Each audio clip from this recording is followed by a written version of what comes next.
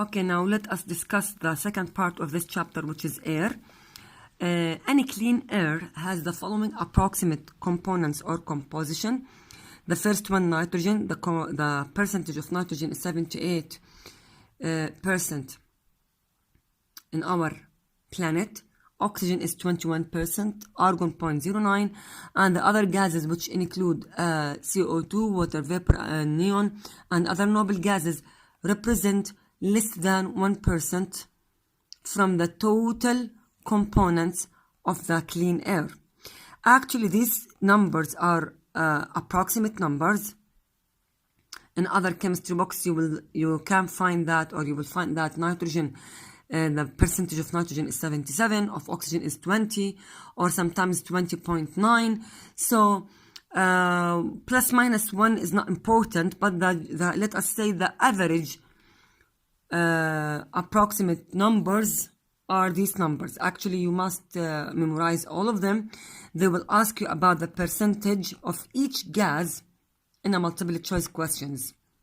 Now, we can separate each gas from the total gases in the air by a method called fractional distillation.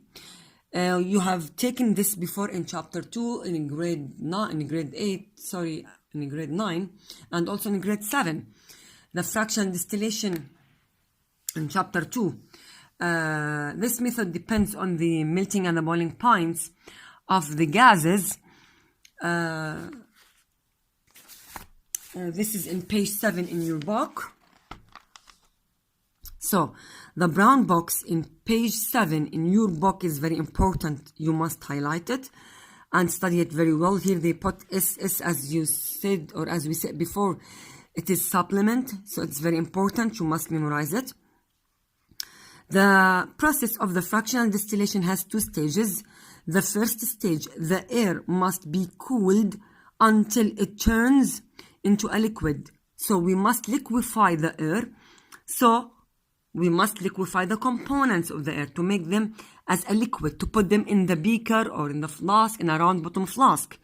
Then, when the liquid air is allowed to warm up, so we will cool it, then start warming up it. Now, each gas has its own boiling point. So we can collect the gases according to their boiling points.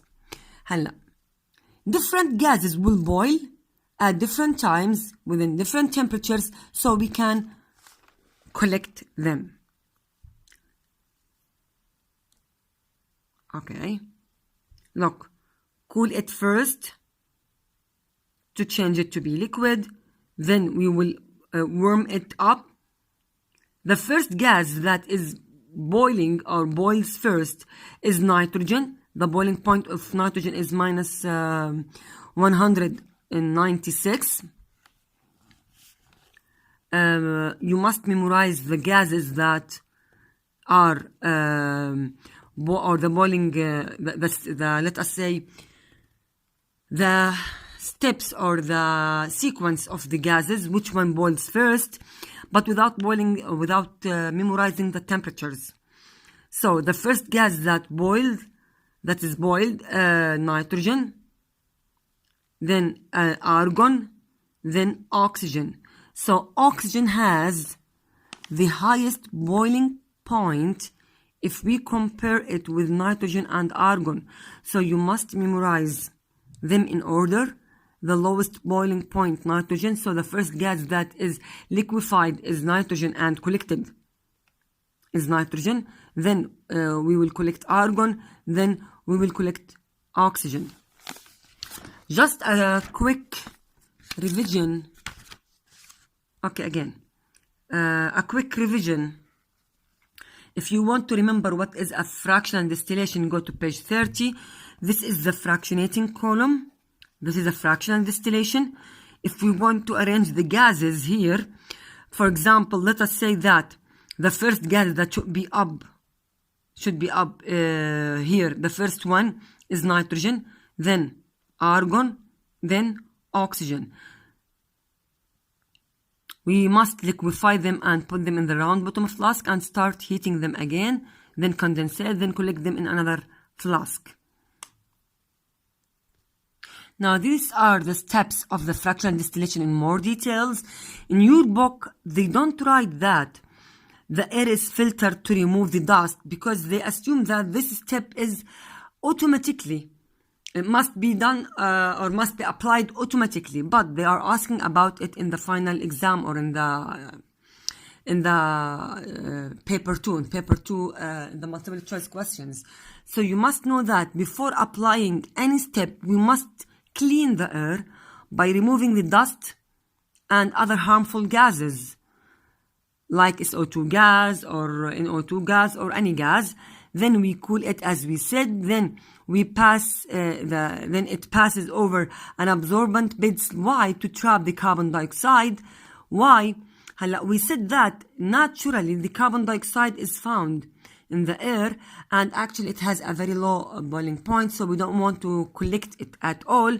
So that's why we need this absorbent beds to collect the carbon dioxide. Then we warm the gases slowly to collect them.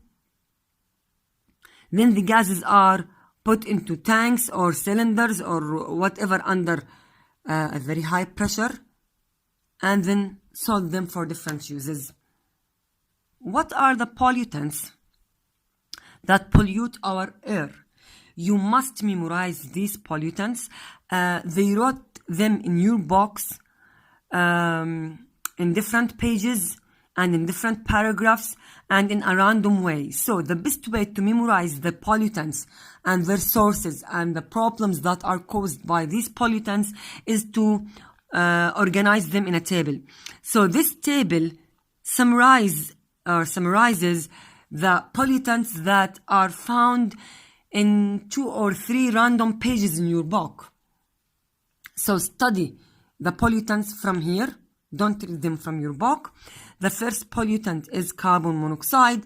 The source of it is incomplete combustion. As we said before, any process of combustion must produce CO2 gas, but if it's incomplete burning or incomplete combustion, it will produce carbon monoxide.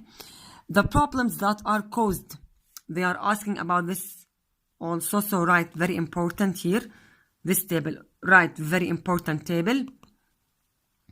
Reactants with, it reacts with hemoglobin. Hemoglobin, if you remember, hemoglobin is the red pigment that contains ferritin or contains iron, ferrous, which means iron, that gives our blood its red color. So if it reacts with hemoglobin, which is responsible for carrying or responsible for giving our blood its red color, and it's also play an important function or important role in carrying the oxygen particles in our red blood cells. If it reacts with it, this means that our red blood cells cannot carry oxygen, and instead they start carrying carbon monoxide, and after a few minutes that person will have carbon monoxide poisoning, and actually this is called a slow death and a silent death, because many people will die during while they are sleeping without feeling, because of incomplete combustion of the carbon from the gaseous stoves or kerosene stoves or any kind of or any sources of heating. Okay, here we said that small amount also can cause other problems like headache or any other problems. Large quantities also causing death due to oxygen shortage or starvation. Enough to know that there are 3 problems. The first problem, carbon monoxide poisoning, because it's collecting or combining with the hemoglobin. Second problem, headache. Third problem, causing death if it reaches, or if the percentage of the carbon monoxide, or if the concentration of the carbon dioxide is increasing in our blood. The second source or the second pollutant is carbon dioxide, also from combustion, but combustion of fossil fuels, which contain sulfur. So it's not from a normal method of combustion, just combustion of fossil fuels. So if I burn, for example, a piece of wood or a piece of carton, the carbon monoxide and carbon dioxide gases are produced, but there is no any SO2 gas. So remember, SO2 just from fossil fuel causing lung damage and other breathing problems. Here I wrote, study the effects of the acid rain from the brown box in page 7. Also, the problems that, one of the problem that is caused because of sulfur dioxide is the acid rain.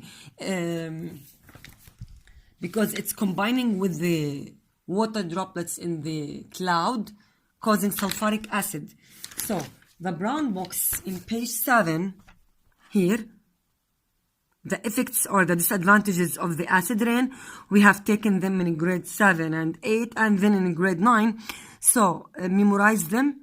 Damaging the buildings that made of limestone, damage and wash the nutrients that are found in the soil, and also can cause many problems in the, as we said, in the soil, make the soil acidic, so kill the plants, and also corrode the metals, damage the car bodies because it reacts with the metals. So these are the effects of the acid rain. Memorize them from here, and this is page 7. Okay. Now, other oxides like nitrogen oxides, when I wrote or when they wrote NOx, this means that we have many forms of oxides of nitrogen, like NO or N2O or NO2. All of these oxides will form a nitric acid that is forming later on an acid rain or other problems.